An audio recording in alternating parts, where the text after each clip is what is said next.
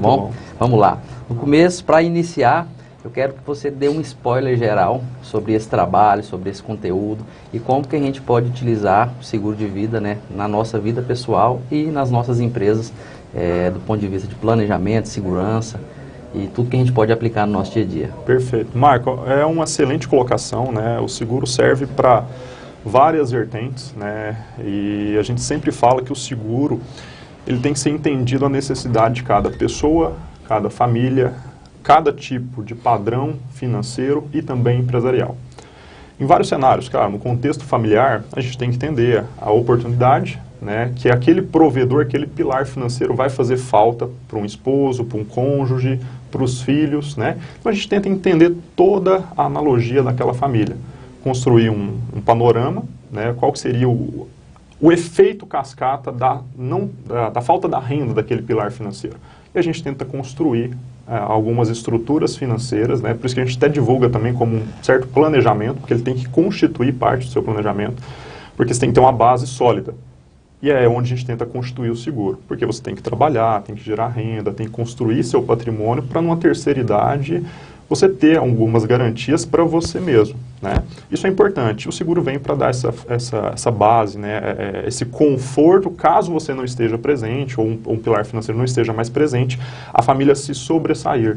Pagar a educação, pagar as despesas, manter a renda ativa em situações de doença, de internação. E aí vem muito em contraponto, né? Que pessoas acham que o seguro de vida é para a morte. Tanto que a gente tem muitos clientes, né, justamente clientes de certa idade, até mais jovens que nós, com 20 e poucos anos, mas porque entendem a ferramenta do seguro não só como uma ferramenta de oportunidade para, às vezes, juntar, né, alguma reserva futura, porque a gente está falando também de seguros resgatáveis, né, que a gente trabalha muito com essa vertente, mas também de se proteger em casos de internação, de doenças, né, e hoje com essa mudança da legislação em relação à ANS, que o STF colocou em pauta, né, da questão das doenças que podem ser cobertas ou não, hoje a necessidade de se programar financeiramente para eventualidades não cobertas, até no próprio plano de saúde, ela é real, né? Esse é no aspecto familiar. No aspecto empresarial, claro, a gente vê estruturas societárias, né, principalmente no Brasil, sendo desmanteladas, né, com a morte de um sócio, com a família dependendo daquele sócio ou dependendo daquela empresa, não tendo mais condição de entrar no negócio, né, porque não tem o know-how que o sócio antigo tinha, né, aquele patriarca. Você vê, às vezes, disputas, né, entre sócios ali que não são resolvidas por falta de fluxo de caixa, né, famílias que, enfim, ficam desamparadas por causa disso. Então, dentro do aspecto empresarial, a gente tem que entender também a necessidade de cada empresa, o que tem para ser sucedido, se é cota, se é patrimônio a ser devolvido, né, para os sócios, e aí dentro dessa estrutura fazer uma quantificação também do que seria o impacto financeiro da morte do sócio, se ele é uma pessoa-chave, se ele também vai gerar, às vezes, um dispêndio do fluxo de caixa, porque você tem que comprar as cotas dos herdeiros, talvez, né? Não só isso, né? E aí você entra também no aspecto de inventariança.